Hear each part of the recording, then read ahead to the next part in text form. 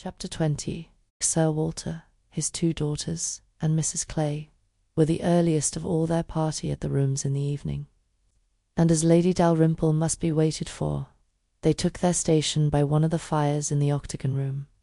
But hardly were they so settled when the door opened again, and Captain Wentworth walked in alone. Anne was the nearest to him, and making yet a little advance, she instantly spoke. He was preparing only to bow and pass on, but her gentle "How do you do?" brought him out of the straight line to stand near her and make inquiries in return. In spite of the formidable father and sister in the background, their being in the background was a support to an She knew nothing of their looks, and felt equal to everything which she believed right to be done. While they were speaking, a whispering between her father and Elizabeth caught her ear. She could not distinguish, but she must guess the subject. And on Captain Wentworth's making a distant bow, she comprehended that her father had judged so well as to give him that simple acknowledgment of acquaintance, and she was just in time by a side glance to see a slight curtsy from Elizabeth. Herself, this, though late and reluctant and ungracious, was yet better than nothing, and her spirits improved. After talking, however, of the weather and Bath and the concert, their conversation began to flag, and so little was said at last that she was expecting him to go every moment, but he did not. He seemed in no hurry to leave her, and presently, with renewed spirit, with a little smile, a little glow, he said, "I have hardly seen you since our day at Lyme.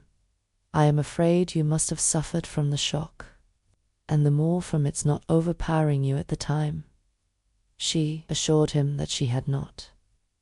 "It was a frightful hour," said he, "a frightful day," and he passed his hand across his eyes, as if the remembrance was still too painful, but in a moment, half smiling again, added, "The day has produced some effects, however, has had some consequences which must be considered as the very reverse of frightful.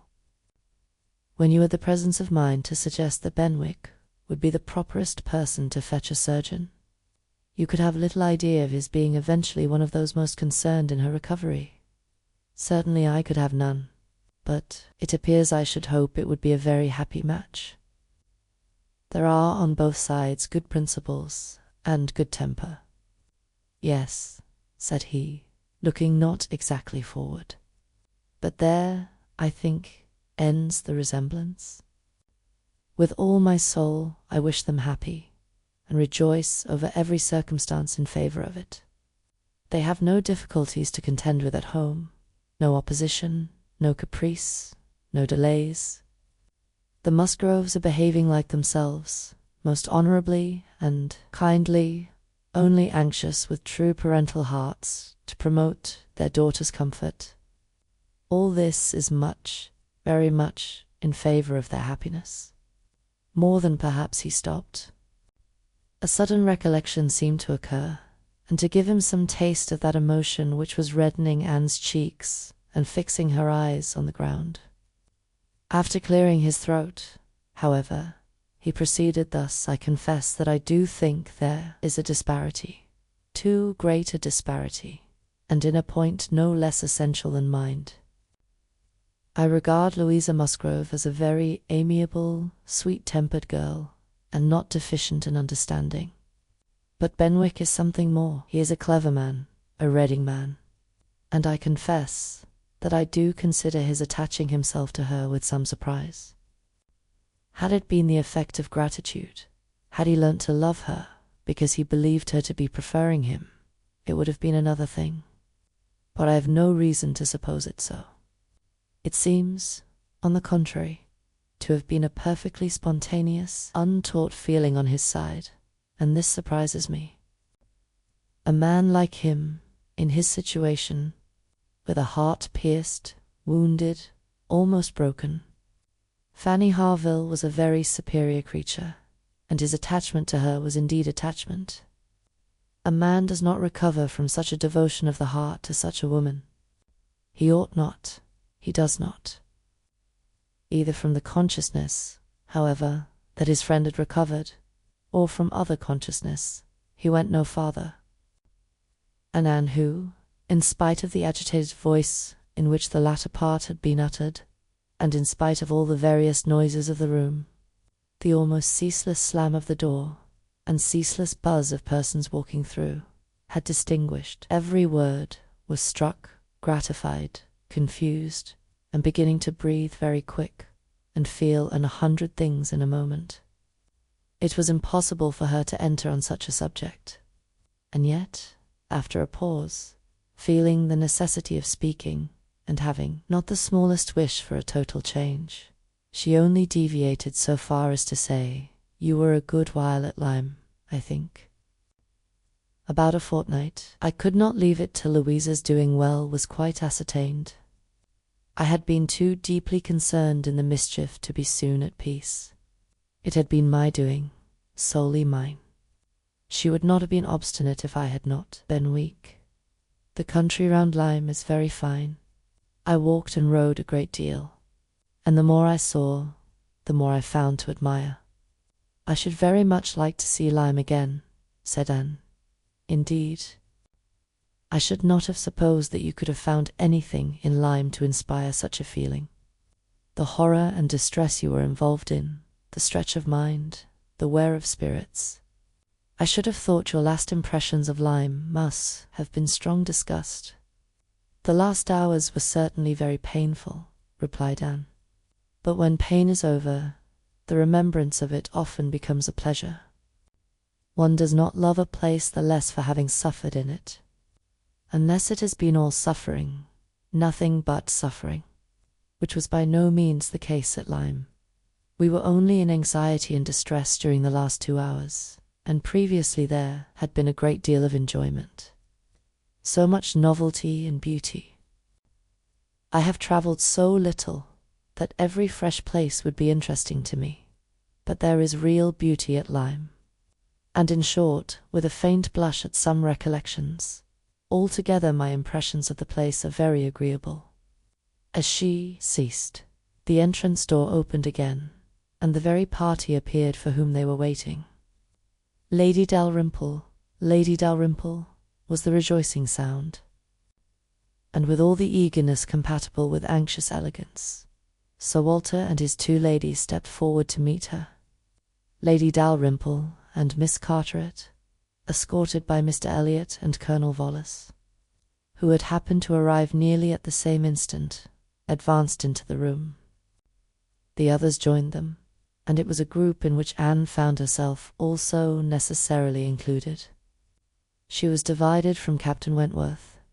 Their interesting, almost too interesting conversation must be broken up for a time, but slight was the penance compared with the happiness which brought it on.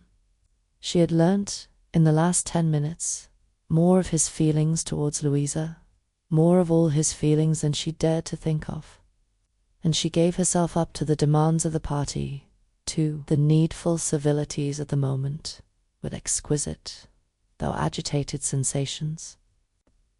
She was in good humour with all. She had received ideas which disposed her to be courteous and kind to all, and to pity everyone as being less happy than herself. The delightful emotions were a little subdued, when on stepping back from the group to be joined again by Captain Wentworth, she saw that he was gone. She was just in time to see him turn into the concert-room. He was gone. He had disappeared. She felt a moment's regret. But they should meet again. He would look for her. He would find her out before the evening were over, and at present, perhaps, it was as well to be asunder. She was in need of a little interval for a recollection.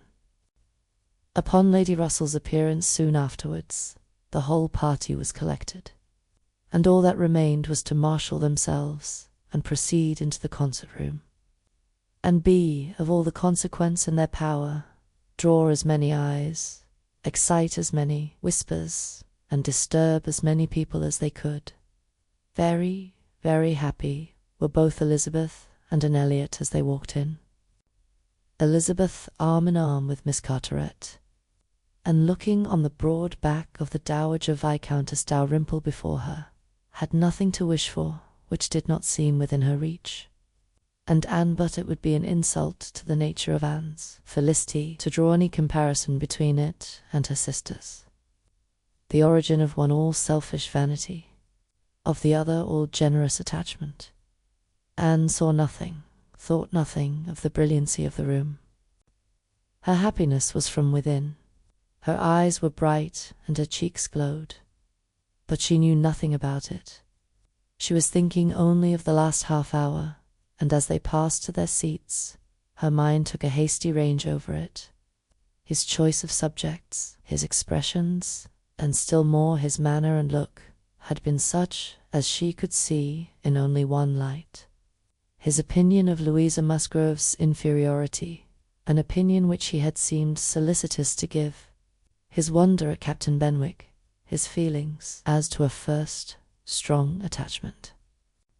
Sentences begun which he could not finish, his half-averted eyes and more than half-expressive glance, all declared that he had a heart returning to her at least, that anger, resentment, avoidance were no more, and that they were succeeded, not merely by friendship and regard, but by the tenderness of the past. Yes, some share of the tenderness of the past.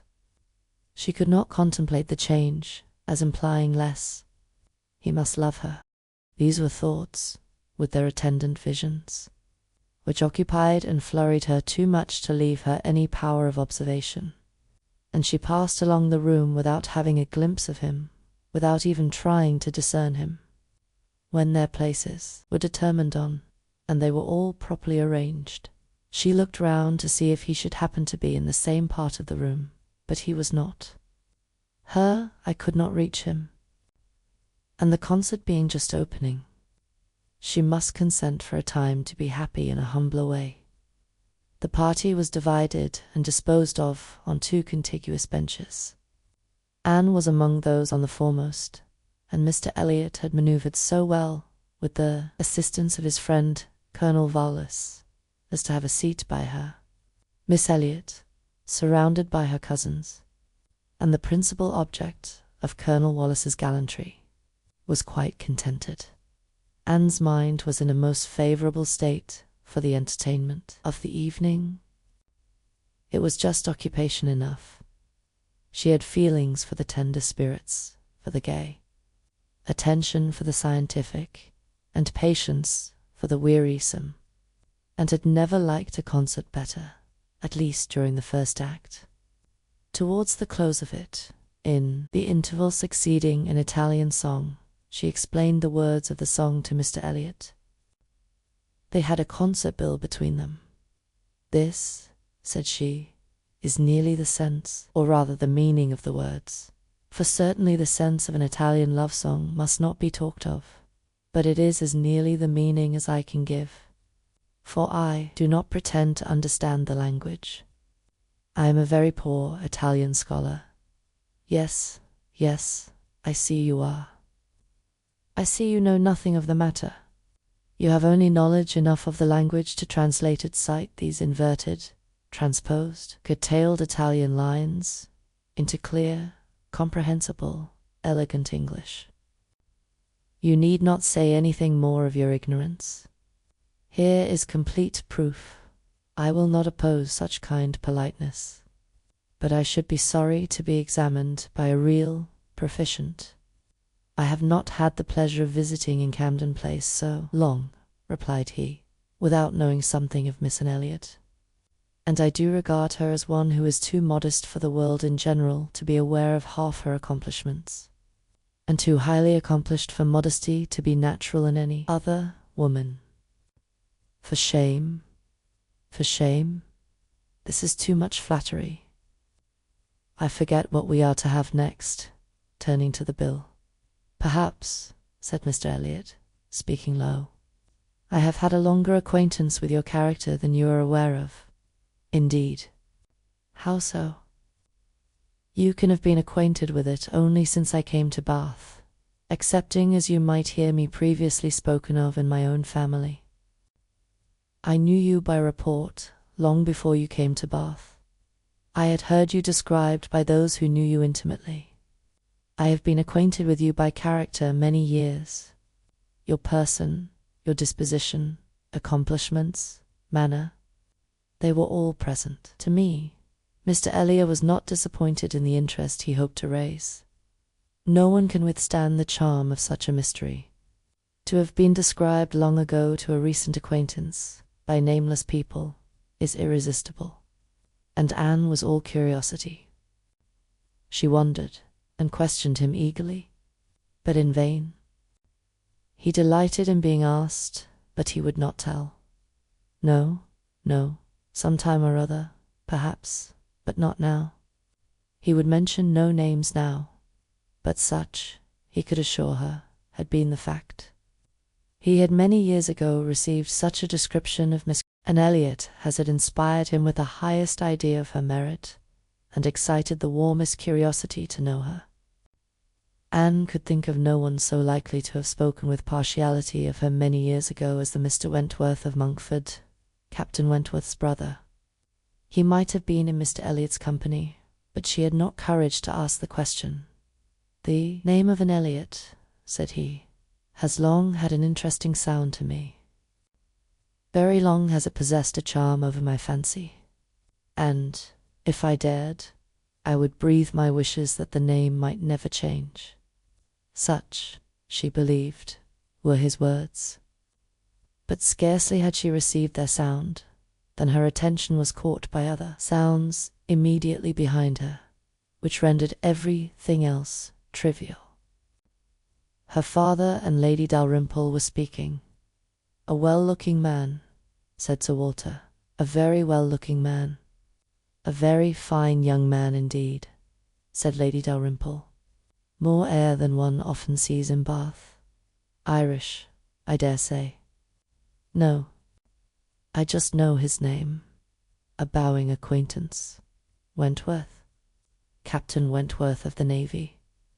His sister married my tenant in Somersetshire, the Croft, who rents Kellynch." Before Sir Walter had reached this point, Anne's eyes had caught the right direction, and distinguished Captain Wentworth standing among a cluster of men at a little distance. As her eyes fell on him, his seemed to be withdrawn from her. It had that appearance. It seemed as if she had been one moment too late, and as long as she dared observe, he did not look again. But the performance was recommencing, and she was forced to seem to restore her attention to the orchestra and look straight forward. When she could give another glance, he had moved away. He could not have come nearer to her if he would.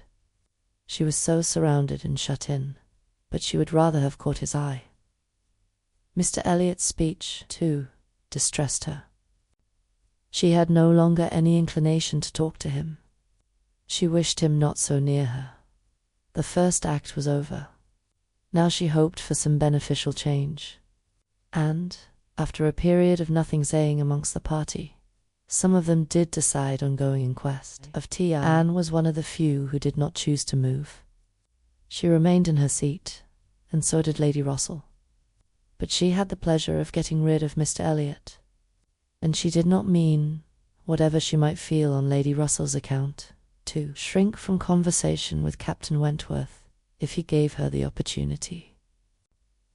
She was persuaded by Lady Russell's countenance that she had seen him. He did not come, however. Anne sometimes fancied she discerned him at a distance, but he never came. The anxious interval wore away unproductively. The others returned. The Otter room filled again. Benches were reclaimed and repossessed. And another hour of pleasure or of penance was to be set out. Another hour of music was to give delight, or the gapes, as real or affected taste for it prevailed. To Annette chiefly wore the prospect of an hour of agitation. She could not quit that room in peace without seeing Captain Wentworth once more, without the interchange of one friendly look.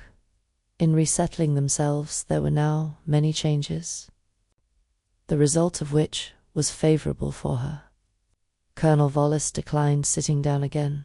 and Mr. Elliot was invited by Elizabeth and Miss Carteret, in a manner not to be refused, to sit between them. And by some other removals, and a little scheming of her own, Anne was enabled to place herself much nearer the end of the bench than she had been before, much more within reach of a passer-by. She could not do so without comparing herself with Miss Larolles, the inimitable Miss Larolles. But still she did it, and not with much happier effect, though by what seemed prosperity in the shape of an early abdication in her next neighbours. She found herself at the very end of the bench before the concert closed. Such was her situation, with a vacant space at hand, when Captain Wentworth was again in sight. She saw him not far off. He saw her too. Yet he looked grave, and seemed irresolute, and only by very slow degrees came at last near enough to speak to her. She felt that something must be the matter. The change was indubitable, the difference between his present air and what it had been in the octagon room was strikingly great. Why was it? She thought of her father, of Lady Russell. Could there have been any unpleasant glances? He began by speaking of the concert gravely, more like the Captain Wentworth of Uppercross. Owned himself disappointed, had expected singing, and in short, must confess that he should not be sorry when it was over. Anne replied, and spoke in defence of the performance so well, and yet in allowance for his feelings so pleasantly, that his countenance improved, and he replied again with almost a smile. They talked for a few minutes more. The improvement held. He even looked down towards the bench, as if he saw a place on it well worth occupying, when at that moment a touch on her shoulder obliged Anne to turn round. It came from Mr. Elliot. He begged her pardon, but she must be applied to explain Italian again. Miss Carteret was very anxious to have a general idea of what was next to be sung. Anne could not refuse, but never had she sacrificed to politeness with a more suffering spirit. A few minutes, though as few as possible, were inevitably consumed. And when her own mistress, again, when able to turn and look as she had done before, she found herself accosted by Captain Wentworth in a reserved yet hurried sort of farewell. He must wish her good night. He was going. He should get home as fast as he could. "Is not this song worth staying for?" said Anne, suddenly struck by an idea which made her yet more anxious to be encouraging. "No," he replied impressively, "there is nothing worth my staying for." And he was gone directly. Jealousy of Mr. Elliot. It was the only intelligible motive. Captain Wentworth, jealous of her affection. Could she have believed it a week ago? 3 hours ago? For a moment the gratification was exquisite. But, alas, there were very different thoughts to succeed. How was such jealousy to be quieted? How was the truth to reach him? How, in all the peculiar disadvantages of their respective situations, would he ever learn of her real sentiments? It was misery to think of Mr. Elliot's attentions. Their evil was incalculable.